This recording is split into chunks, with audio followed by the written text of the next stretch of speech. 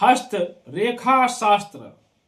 विवाह रेखा अपने मेहनत की कमाई से बना हुआ अच्छा मकान हो, मधुर भाषी पत्नी हो, पुत्र तथा सेवक सभी आज्ञा मानने वाले हों, विपत्ति मुसीबत में काम आने वाले सच्चे मित्रों का साथ हो, जहां पर भगवान इष्ट देव का पूजन होता हो, सज्जन पुरुषों का साथ हो।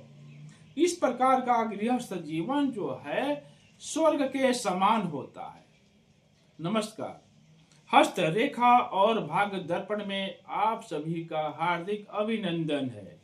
आप देख रहे हैं हस्त रेखा और भाग्य दर्पण। मैं जय प्रकाश शर्मा आप सभी का हार्दिक अभिनंदन करता हूं। आज के इस वीडियो में हथेली में विवाह रेखा के बारे में चर्चा करते हैं।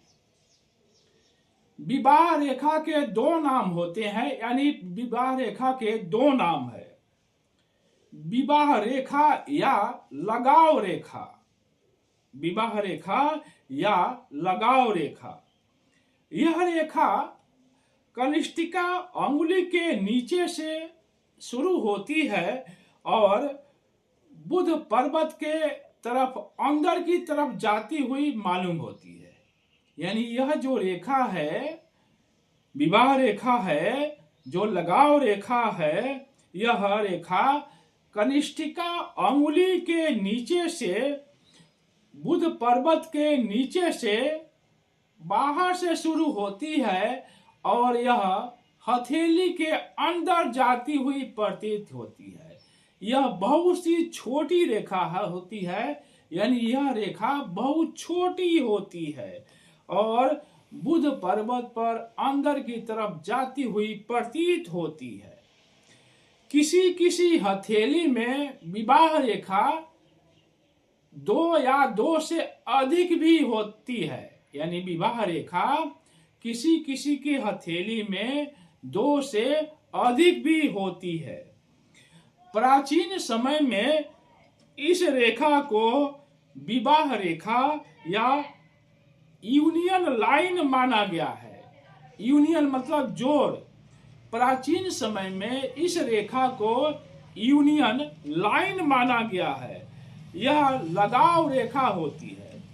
यह लगाव रेखा उन पुरुषों में भी होती है, यानी यह जो लगाव रेखा है पुरुषों या स्त्रियों में भी होती है, जिन्होंने कानूनी तौर पर या धार्मिक तौर पर कभी भी शादी नहीं किया है। यानी यह जो लगाव रेखा है, विवाह रेखा है, यह उन पुरुषों या स्त्रियों में भी होता है जिन्होंने कानूनी तौर पर या धार्मिक तौर पर कभी इन्होंने शादी नहीं किया है। यदि किसी जातक के हथेली में यह विवाह रेखा नहीं है, मान लीजिए किसी जातक की, चाहे स्त्री हो या पुरुष हो, किसी जातक की हथेली में यदि लगाव रेखा नहीं हो, तो ऐसा नहीं होता है कि उसकी शादी नहीं होगी या उसने शादी नहीं किया है। यानी शादी होगी लेकिन लगाव रेखा, उसकी शादी जरूर होगी लेकिन लगाव रेखा नहीं है, तो शादी जरूर होगी लेकिन आपस में लगाव कम होगा। यानी कहने का तात्पर्य यह है कि यदि किसी स्त्री या पुरुष में लगाव रेखा नहीं है, विवाह रेखा नहीं है, तो उसकी शादी जरूर होगी लेकिन आपस में लगाव कम होगा।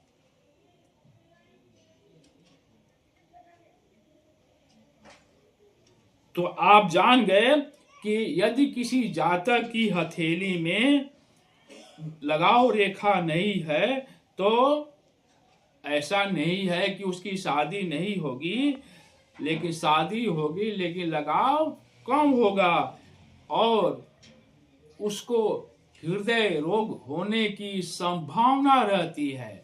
यानी जिसके हथेली में लगाव रेखा नहीं है तो हृदय रोग होने की संभावना होती है। यह रेखा जितनी स्पष्ट होती है और जितनी गहरी होती है, लगाव जातक का लगाव उतना ही ज्यादा होता है। यानी यह रेखा जितनी स्पष्ट होगी और गहरी होगी, जातक का लगाव उतना ज्यादा होता है। यदि विवाह रेखा प्रारंभ में द्विशाखी होकर के धीरे धीरे चल करके गहरी हो जाए, यानी यदि विवाह रेखा प्रारंभ में द्विशाखी है, 2 शाखाएं वाली है, और आगे चल करके वही शाखा एक हो जाए, यानी दोनों शाखाएं मिल जाए, दोनों शाखाएं आगे चलकर एक हो जाती है, एक बन जाती है, तो यह बहुत गहरी अनुरक्ति का द्योतक है। जैसे विद्युत के 2 विभिन्न प्रवाह को आगे चलकर एक हो गए हों, यानी 2 विद्युत प्रवाह जो है आगे चल करके दोनों एक हो गए हों, उसी प्रकार से यदि प्रारंभ में विवाह रेखा द्विशाखी है लेकिन आगे चल करके एक हो गई है, इसका अर्थ होता है कि बहुत गहरी अनुरक्ति का द्योतक है। हमारी पूरी टीम की तरफ से आप सभी को बहुत बहुत धन्यवाद। कृपया चैनल को सब्सक्राइब नहीं किया हो तो चैनल को सब्सक्राइब करना न भूलें, शेयर भी करें और कमेंट करें। यदि कोई प्रश्न पूछना है तो 935 22 45 677 पर आप फोन करके हस्तरेखा और भाग्य दर्पण संबंधी जानकारी प्राप्त कर सकते हैं। आप सभी को बहुत बहुत धन्यवाद।